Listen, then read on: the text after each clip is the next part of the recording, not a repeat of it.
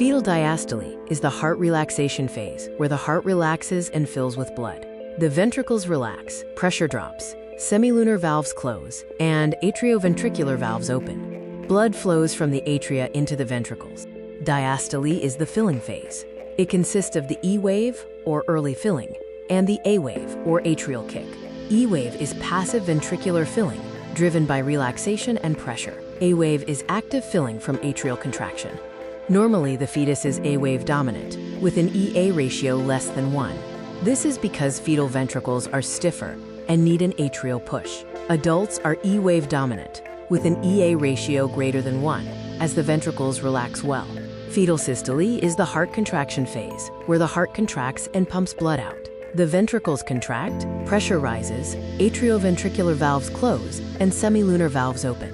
Blood is ejected from the heart into the aorta and pulmonary artery.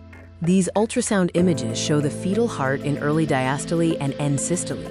In early diastole, the chambers are filling. In end systole, the ventricles have contracted to eject blood. This image shows the left ventricular outflow tract, or LVOT, at end diastole. The LVOT is where blood exits the left ventricle into the aorta during systole.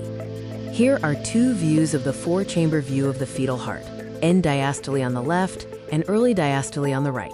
Notice the differences in chamber size, reflecting the filling and relaxation stages. Diastole measures inflow using the EA ratio, reflecting ventricular compliance. Systole measures outflow using peak systolic velocity, or PSV, reflecting ventricular pump strength and resistance. Fetal pattern is A wave dominant for diastole and high velocity ejection for systole. The EA ratio tells us how well the heart fills and how relaxed the ventricle is. Outflow PSV tells us how hard the heart pumps and how well the ventricle is working. Physiology and disease can alter EA and PSV. For example, with normal fetal maturation, EA and PSV both gradually increase. Ventricular stiffness results in a lower EA. Doppler waveforms across the tricuspid and mitral valves are biphasic, with the E wave as the early filling peak and the A wave as the atrial contraction peak. Proper sampling requires a small gate placed just below the valve with an angle less than 20 degrees. As gestation advances, the E wave increases faster than the A wave. The EA ratio rises, reflecting improving ventricular compliance as the fetal myocardium matures.